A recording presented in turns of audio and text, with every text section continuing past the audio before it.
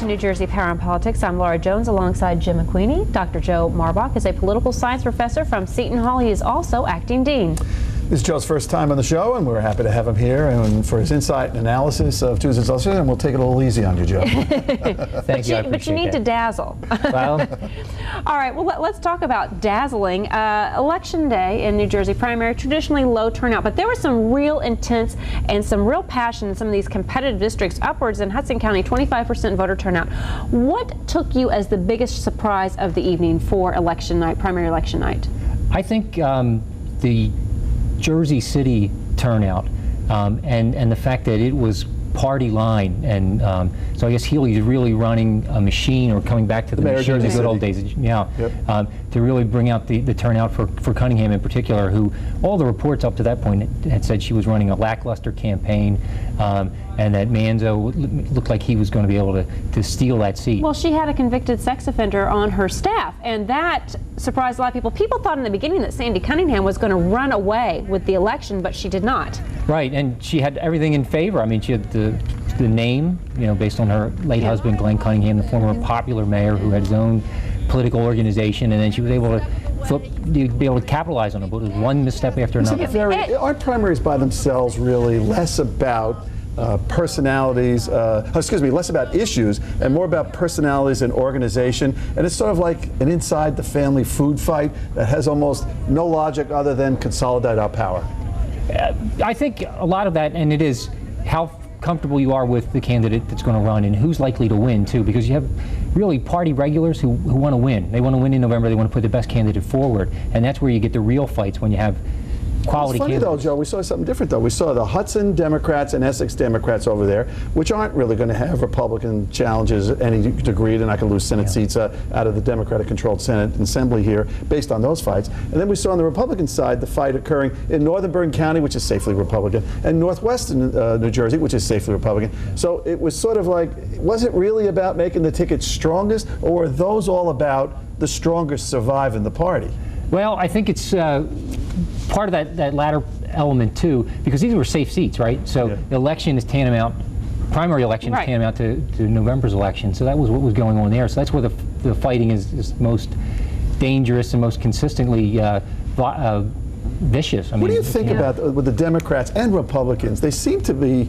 It seems to have gotten meaner. Those elections in Hudson County were mean even by Hudson standards. And then we saw up in Bergen County in particular, Kevin O'Toole, the incumbent, not quite the incumbent up there, running on another ticket there on a challenge from his party chairman in Bergen, but atrocious campaigns, racist campaigns, and these are Republicans. Right. I attribute a lot of it to the redistricting that occurred back in 2000, and that they made Republican districts more Republican and Democratic districts more Democratic. And so really what you do have are candidates running either to the right or to the left, and getting that nomination is what gets you elected. So the big fight is in the primary. And we saw Guy Gregg and the previous guest, Steve Orojo, spend $250,000 each in a primary. Well, that redistricting thing they say too is like the Incumbency Protection Act right now. That's really what redistricting is. So these fights are really almost November elections are being held now in June because of that. And I think it's interesting, especially in Hudson County, because the alliances that are formed now are going to probably be completely opposite in 2 years, because Sandy Cunningham, you just pointed out, she got help from Jerry Healy, who is the mayor of Jersey City, and word is she's going to use her seat in the Senate to become mayor of Jersey City, so there could be a real clash there. Right, and we just saw in what we saw in West New York too, with Albio Sierra's used to back. Is backing Brian Stack, who was running against the organization, and there's word that he could be pushed out. I know, for the congressional seat. Joe, which all has to do with Jersey City. That's right. What is it for John Corzine, who's up for re-election in 2 years and is going to depend on a strong party base in a Democratic New Jersey? It's a blue state these days. But every time you run for governor, it's not that blue. It's usually about the people. What should John Corzine be thinking about the primary results as it relates to his re-election if he chooses to run again? Well, I think what he wants to do is try to bring as many groups together under a large coalition.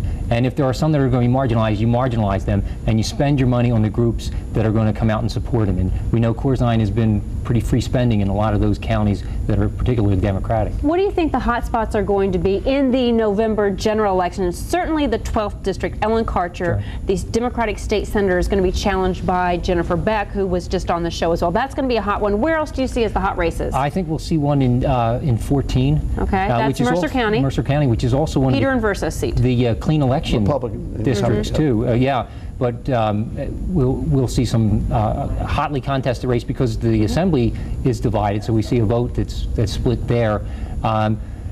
We may see some other races.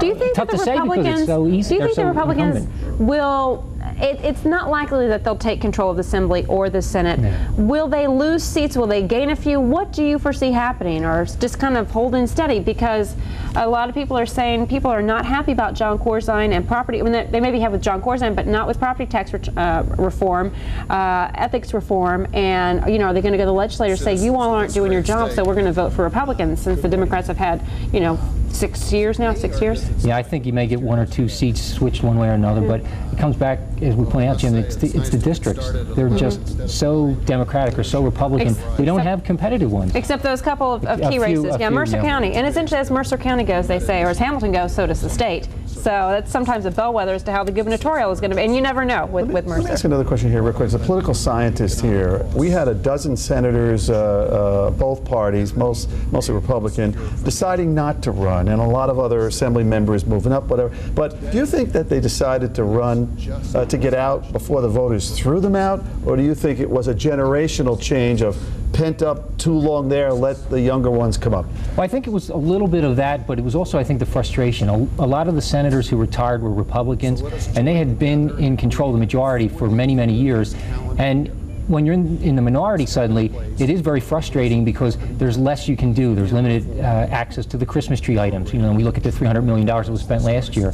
That was only Democratic districts. So the Republicans in power felt that, why continue to spin your wheels? So they moved on, and it opened up a lot of these new seats and some new faces we'll see in Trenton. And much of what will happen in November, because it probably will be low turnout, because again, the top of the ticket is just the state legislature. It's going to depend on these party machines and voter turn, if they can get their core supporters out to the polls. Yeah, despite what we see on the news, it's not a presidential election year, so it's going to be an off-year election, and again, we'll see low turnout.